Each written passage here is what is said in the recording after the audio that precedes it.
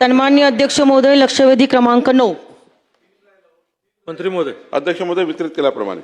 सन्माननीय अध्यक्ष महोदय, नाशिक शहरामध्ये आपण बघत आहोत की महाराष्ट्र शासनाने गोरगरिबांना घरं मिळावी म्हणून 2013 मध्ये 8/11/2013 मध्ये सर्वसमावेशक गृहनिर्माण योजना ही आणली आणि सन्माननीय अध्यक्ष महोदय, ही योजना आणत असताना त्याच्यातून गोरगरिबांना घरं मिळावी हे उद्दिष्ट ठेवून महाराष्ट्राच्या शासनाने सदर विषयाच्या बाबतीमध्ये कारवाई केली. आदरणीय पंतप्रधान नरेंद्रभाई मोदी यांचं देखील उद्दिष्ट गरिबांना एक पंतप्रधान आवास योजना आणून त्यांनी देखील त्या विषयाच्या बाबतीमध्ये पुढे काम खूप मोठ्या प्रमाणामध्ये वाढवलेले आहे. परंतु सन्माननीय अध्यक्ष महोदय, ह्या सगळ्या घरांच्या बाबतीमध्ये आपण जर विचार केला तर 8/11/2013 नंतर गृहनिर्माण योजना आल्यानंतर खऱ्या अर्थाने ह्या विषयामध्ये भ्रष्टाचाराला जर सुरुवात झाली तर ते 2/12/2020 मध्ये UDCPR आला आणि या UDCPR मध्ये म्हणजे त्रुटी दूर केली की म्हाडाकडे जर प्लॉट विकत घेण्यासाठी 20% मधला जो असतो 4000 स्क्वेअर मीटरच्या वरच्या त्याच्यामध्ये जर प्लॉट विकत घेण्यासाठी पैसे नसतील तर 20% FSI हा विकासकाला वाढवून देऊन तो FSI मध्ये जे काही बांधकाम झालेलं असतं ते LIG आणि MIGच्या गोरगरीब लोकांच्यासाठीची घरं उपलब्ध करून देण्यासाठी म्हाडासाठीचा हा शासनाने 2020 मध्ये महत्त्वाचा निर्णय घेतला. सन्माननीय अध्यक्ष महोदय, मी ज्या नाशिक शहरामधून येते ह्या म्हाडाच्या घरकुलं मिळालेली नसल्या कारणाने खूप मोठ्या प्रमाणामध्ये आज काजळे नावाचे जे उप अधीक्षक भूमी अभिलेख नाशिक शहरामध्ये काम करत आहेत भूमी अभिलेख विभागामध्ये, त्यांनी स्वतः एक पत्र दिलं आणि त्यांनी काही विकासकांवरती कारवाई करायला लावली. सन्माननीय अध्यक्ष महोदय, 30/9/2024 ला माननीय जिल्हाधिकाऱ्यांनी चौकशी समिती गठीत केलेली होती. ह्या चौकशी समितीने जवळपास 8 महिने जवळपास चौकशी केली आणि 19/9/2025 रोजी हा अहवाल सादर केला. सन्माननीय अध्यक्ष महोदय, याच्यामध्ये इतका मोठ्या याची व्याप्ती आहे त्यामुळे मला थोडासा आपण वेळ द्यावा. परंतु माझा आता स्पेसिफिक प्रश्न आहे की सदर विषयाच्या बाबतीमध्ये 2020 नंतर नाशिक शहरामध्ये काही दलाल फिरत होते. ते विकासकांना अशा पद्धतीने सांगत होते की तुमचं जर 4000 क्षेत्रफळाच्या वरचं जर क्षेत्रफळ असेल आणि एकाच नाव असेल तर त्याच्यामध्ये तुम्ही तुमच्या कुटुंबियाची 3 नावं ऍड करून घ्या किंवा तुम्हाला वाटेल त्याची 3 नावं ऍड करून घ्या आणि आम्ही तुम्हाला प्लॉटचं डिव्हिजन करून देतो. अशा पद्धतीने ज्या विकासकांनी हो म्हटलं आणि तुम्हाला अमुक खर्च येईल ते विकासक आज याच्यामध्ये अडकले आहेत. ज्यांनी नाही म्हटलं ते ह्याच्यातनं आज सुटलेले आहेत. कारण सन्माननीय अध्यक्ष महोदय, हे चुकीचं काम आहे. परंतु माझा प्रश्न आहे की खऱ्या अर्थाने हा सगळा घोटाळा होत असताना या सगळ्या बांधकाम व्यावसायिकांवरती गुन्हा दाखल होत असताना घोटाळ्याचे प्रमुख उगमस्थान हे भूमी अभिलेख विभाग असून मोजणी नकाशा व दुय्यम बुकवर ज्या अधिकाऱ्यांच्या सही आहे त्या संबंधित अधिकाऱ्यांना निलंबित करून सरकार सखोल चौकशी करणार का? फॉरेन्सिक डिपार्टमेंटच्या माध्यमातून सिग्नेचर मॅपिंग करून आपण या अधिकाऱ्यांना निलंबित करणार का? सगळ्यात महत्वाचं, चोराच्या उलट्या बोंबा जे काजळे उप अधीक्षक भूमी अभिलेख ह्याच्यामध्ये दोषी आहे सन्माननीय अध्यक्ष महोदय, अतिशय खात्रीरित्या सांगते, खात्रीशीररित्या, आणि तेच आज ह्या सर्वांवरती गुन्हे दाखल करा म्हणतायत. सन्माननीय अध्यक्ष महोदय, मला तुम्ही सांगा, भूमी अभिलेख डिपार्टमेंटमध्ये एकदा जर दुसरा प्रश्न तुम्हाला सांगते की मनपाद्वारे जेव्हा 49 प्रकरणांमध्ये प्रश्नच विचारतीये, मनपाद्वारे 49 प्रकरणांमध्ये खोट्या नकाशाच्या आधारे भूमी अभिन्यास मंजूर झाल्यावर तो पुन्हा फायनल डिमार्केशनसाठी मोजणी विभागाकडे जात असतो. सन्माननीय मंत्री महोदय, माझा आपल्याला प्रश्न आहे की मोजणी विभागाने हे डिमार्केशन करत असताना म्हणजेच या उप अधीक्षकांनी हे मूळ नकाशे तपासले नव्हते का? सन्माननीय अध्यक्ष महोदय, तिसरा महत्वाचा मुद्दा आहे, त्याच्यामुळे हे काजळे त्याच्यात दोषी आहे. तिसरा प्रश्न सन्माननीय अध्यक्ष महोदय, माझा तुम्हाला विनंती आहे की जो हा चौकशी समितीचा अहवाल आहे तो पटलावरती आपण घेऊन त्या अहवालानुसार आपण कारवाई करणार का सर्व विषयाची? चौथा विषय आहे सन्माननीय अध्यक्ष महोदय की या विषयाच्या बाबतीमध्ये 11/8/2024 ला सहाय्यक नगररचनाला महानगरपालिकेच्या या चौकशी समितीने पत्रक देऊन त्यांचीच नेमणूक केलेली होती. सन्माननीय अध्यक्ष महोदय, एकच मिनिट, एक मिनिट, ह्या ADTP वरती आपण कारवाई करणार का? कारण 23, 24, 25 मध्ये मी मंत्री महोदयांना महानगरपालिकेने मला परवा ईमेल पाठवला, त्याची यादी दिली आहे साहेब. एकाच दिवसामध्ये डिव्हिजन झालेल्या प्लॉटला महानगरपालिकेने ताई. 23, 24 मध्ये ताई, आपण 25 मध्ये प्रश्न घेत त्यांनी नाही. कारवाई केलेली आहे. म्हणून माझा प्रश्न आहे की हे एडीटीपी, संबंधित महानगरपालिकेचे अधिकारी आणि महानगरपालिकेचे आयुक्त देखील ह्या सदर विषयामध्ये दोषी आहे. म्हाडाची एनओसी घ्यायला पाहिजे सन्माननीय अध्यक्ष महोदय. ठीक आहे. परंतु मंत्री महोदय एकच मिनिटं, ठीक की आहे, ताई. सदर विषयामध्ये ताई, धन्यवाद. म्हाडाची एनओसी घेऊ नये म्हणून आयुक्तानेच पत्र काढलेलं आहे. कारण आहे. हे सगळ्या गोष्टी लपवण्यासाठी, म्हाडाला घरं उपलब्ध होऊ नये यासाठी आयुक्तांच्या कानाशी जाऊन त्यांनी हे गोष्ट केलेली आहे. तर ह्या म्हाडाची देखील ठीक आहे, एनओसी मंत्री महोदय. आणि या निवेदन सगळ्या करा. विषयाच्या बाबतीमध्ये अतिशय शेवटचं बोल. की या सगळ्या विषयाची आपण आयुक्त नपा प्रशासन, जमाबंदी आयुक्त पुणे, अहो, ताई, प्रश्न घ्या. विनंती आहे नगरविकास आपल्याला. संचालक पुणे आणि विभागीय आयुक्त नाशिक यांच्या माध्यमातून पूर्णतः ठीक आहे. चौकशी करून भूमी अभिलेखचे सर्व अधिकारी तोपर्यंत सस्पेंड करणार का?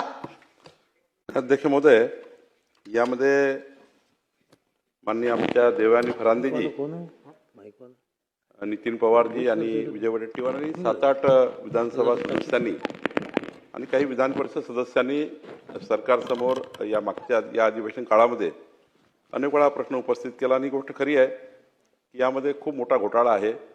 प्रचंड म्हणजे महाराष्ट्राच्या या म्हाडा आणि आमच्या अधिकाऱ्यांनी आणि आयुक्ताच्या खालच्या अधिकाऱ्यांनी, या सर्व अधिकाऱ्यांनी मिळून जे एक कार्टेल तयार केलं आणि कार्टेल तयार करून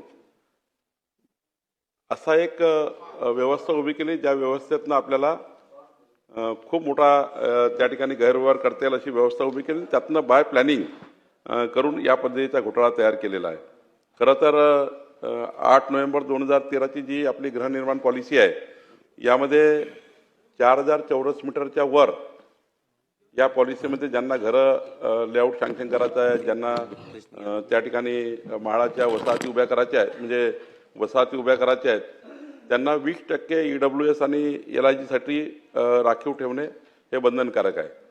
मग 20% राखीव ठेवण्याकरता जे लेआउट किंवा आपण बिल्डिंग सँक्शन करतो त्यावेळी मात्र या विकासकाला असं वाटलं किंवा एक जे कार्टेल तयार झालं 2-3 अधिकाऱ्यांचं, यातनं त्यांना असं वाटलं की याचे तुकडे पाडले तर 20% जे द्यावं लागतं LIG आणि EWS करता ते द्यावं लागणार नाही. आणि त्यामुळे यामध्ये 200च्या वर विकासक असे आहेत ज्यांनी अशा पद्धतीचे या ठिकाणी हे अशी प्रॅक्टिस तयार केली. आणि म्हणून या ठिकाणी हा घोटाळा उघडकीस आला. मग जिल्हाधिकाऱ्यामार्फत तपासणी करण्यात आली. नंतर जिल्हाधिकाऱ्याच्या अध्यक्षतेखाली समितीने तपासणी केली आणि मग यामध्ये 120 प्रकरणं समोर आले. या प्रकरणात 49 प्रकरणामध्ये भूखंडाचे तुकडे झाले. म्हणजे असे 4-4 हजार फूटचे तुकडे तयार करून त्या ठिकाणी बनावट नकाशे तयार झाले, बनावट हिस्सा फॉर्म नंबर 12 तयार झाले, बनावट मोजणी नकाशे तयार झाले. काही तर मोजणीमध्ये सँक्शन प्लान नंतर अशा आळव्या रेषा मारलेल्या आहेत, काही मोजणीमध्ये, काही प्लानमध्ये, डेव्हलपमेंट प्लानमध्ये. तर मला असं वाटतं की 61 प्रकरणाची जी मोजणी आहे ती पोटिसे तयार करलेले आहे, पोटिसे तयार झाले 61 प्रकरणामध्ये. आणि त्यामुळे यामध्ये या प्रकरणाची फार मोठी व्याप्ती आहे. फौजदारी गुन्हे दाखल झाले आहेत, सर्वांवरच FIR झाले आहेत. फेरफार रद्द करण्याची कारवाई आपण सुरू केलेली आहे. विकासकाकडनं वसुली करण्याची कारवाई आपण चालू केलेली आहे. नुकसान भरपाई जी या ठिकाणी 61 प्रकरणाची आहे ती आपण चालू केलेली आहे. या ठिकाणी E-ऑफिस प्रणालीचा आपण सपोर्ट घेतो आहे. आणि एवढंच नाही, आणि प्रकरण इतकं गंभीर आहे, तुम्हाला अध्यक्ष महोदय, महाराष्ट्राच्या जनतेला कळलं पाहिजे की किती वाईट आहे.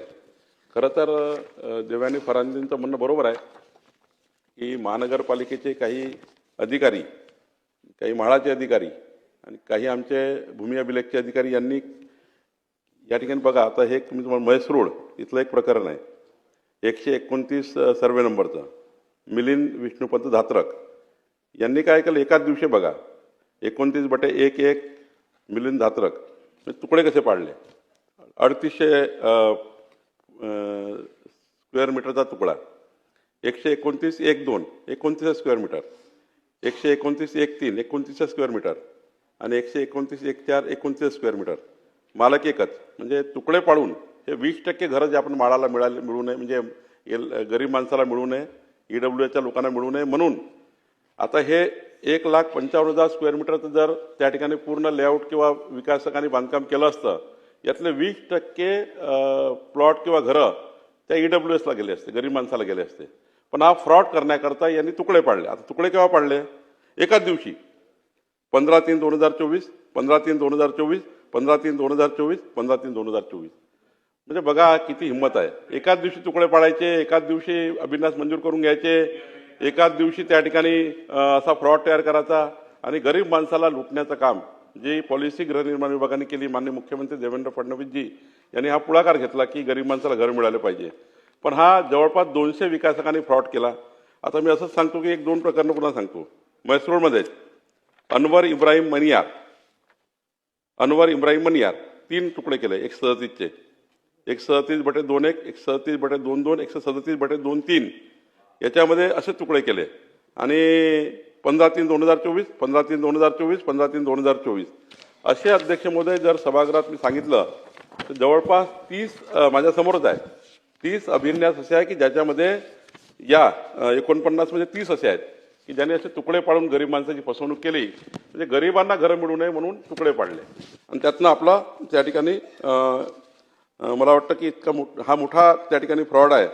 त्यामुळे देवयानीताई फरांदे आहे, राहुल डिकले आहेत, त्या ठिकाणी विजय वडेट्टीवारजींनी या ठिकाणी याच्यामध्ये मांडला आहे आपल्या महसूलच्या त्या ठिकाणी महसूलच्या मागण्या सुरू असताना बजेटच्या मागण्यावर. तर मला असं वाटतं की याची फार मोठी व्याप्ती आहे. तिथले CP कर्णिक हे स्वतः तपास करतायत. जरी खाली गुन्हा दाखल झाला पण तपास CPने आपल्या हाती घेतलेला आहे. यामध्ये महानगरपालिकेच्या आयुक्ताचा फार काही दोष दिसत नाही. कारण फरांदेताईला मी सांगू इच्छितो की महानगरपालिकेचा आयुक्त काही त्या ठिकाणी ह्या ADTPने केलेल्या चुका फार काही त्या ठिकाणी त्या ADTP लेवलला होतात. ADTP आमचे SLRचे अधिकारी आणि आमचे तिथले माळाचे अधिकारी यांनी बसून हे तयार केलेलं आहे असं दिसतं आहे प्राथमिकदृष्ट्या. तरी याचा एक मोठी व्याप्ती असल्यामुळं विभागीय आयुक्त पुणे हे नाशिकला जाणार नाही कारण त्याच विभागाची चौकशी त्यांनी करणं योग्य नाही. विभागीय आयुक्त पुणे आणि आमचे जमाबंदी आयुक्त यांची आणि सोबत आपले तिथले कर्णिक पोलीस कमिशनर आणि अजून ADTPचे जे संचालक आहे या 5 ते 7 वरिष्ठ अधिकाऱ्याची चौकशी करून यामध्ये जे विकासक आहेत त्यांच्यावर गुन्हे दाखल झाले तर आमचे अधिकारी आहेत त्याच्यामध्ये आहेत त्यांच्यावर गुन्हे दाखल झाले पाहिजे का किंवा ADTPचे अधिकारी त्यांच्यावर गुन्हे दाखल झाले पाहिजे का हा सर्व बाबी पुढच्या महिन्याभरामध्ये ही समिती पूर्ण करेल आणि कुणालाही सोडलं जाणार नाही. विकासकांनी तर या ठिकाणी गरीब माणसाला फसवलंच आहे, आमच्याही अधिकाऱ्यांनी गरीब माणसाला फसवलं आहे. या सर्वांची नीट चौकशी उद्या हे प्रकरण टिकलं पाहिजे समोर. त्यामुळे याची चौकशी करण्यात येईल आणि महिनाभरात चौकशी पूर्ण करू. कुणालाही याच्यात सोडलं जाणार नाही. मुख्यमंत्री महोदयांनी या प्रकरणाला सिरियस घेतलेला आहे. तर नाही एक शेवटचा आहे. माननीय आयुक्त महानगरपालिकेने एक पत्र काढलं आहे ते देवयानी फरांदेजींनी सांगितलं ते महत्वाचं आहे ना तर सभागृहात चुकीचं जाईल. त्यांनी जे म्हाडासाठी पत्र काढलेलं आहे की म्हाडाची NOC घ्यायची गरज नाही तर अध्यक्ष महोदय हे रूलमध्ये आहे ते त्यांनी स्वतःहून काढलं नाही आहे. हे रूलमध्ये असं लिहिलं आहे की म्हाडाची अशा प्रकरणामध्ये म्हाडाची चौकशी म्हाडाकडनं NOC घ्यायची गरज नाही. पण काहीतरी वरिष्ठ सभागृहात त्या ठिकाणी एक रुलिंग झालं सभापती महोदयाकडनं त्या रुलिंगवर ते त्या ठिकाणी चर्चा तयार झाली. पण मूळ रूलमध्ये असं लिहिलेलं आहे की म्हाडाच्या NOCची गरज नाही. त्यामुळं महानगरपालिकेच्या आयुक्तांनी काढलेलं पत्र हे रूलच्या आधारावर काढलेलं आहे. पण आज त्या ठिकाणी नगरविकास विभाग याबद्दलचा शासनाचं जे काही आपलं मत आहे किंवा ती जे कमिशनरनी पत्र पाठवलं आहे गव्हर्नमेंटला की त्यांची धारणा पक्की करावी तर आज नगरविकास विभाग एक त्या ठिकाणी आपलं स्पष्टीकरण देणार आहे. लक्षवेधी बंधू खरातच्या जो सध्या प्रकरण सुरू आहे त्यामध्ये आज एक व्हिडिओ व्हायरल होतोय ज्यामध्ये तुम्ही त्यांच्या पाया पडताय. काय आहे का भोंदू बाबाचा आम्ही निषेधच करतो. त्यांचं समर्थन कधीच करू शकत नाही. आणि कार्यकर्त्यांना आम्हाला मंदिरात नेलं. महादेवाचं मंदिर होतं. महादेवाच्या मंदिरात ते भोंदू बाबा तिथं होते. त्यांनी माझा सत्कार केला, फेटा बांधला आणि काय म्हणतात त्याला आता एक कोणताही वरिष्ठ माणूस आमच्या वयापेक्षा जास्त आहे तर ते आपली संस्कृती आहे. आपण पाया पडतोय ते झुकून आपण असं फक्त त्याला एक काय म्हणते मान सन्मान म्हणून. तर ते 4 वर्षाच्या अगोदरची गोष्ट आहे. मी आता ते पाहतो 2 वर्ष नाही 4 वर्ष अगोदरची गोष्ट आहे. त्या कार्यकर्त्यांना आग्रस्त नेला आणि समाजाचं मन राखावं लागतं कधी कधी आम्हाला.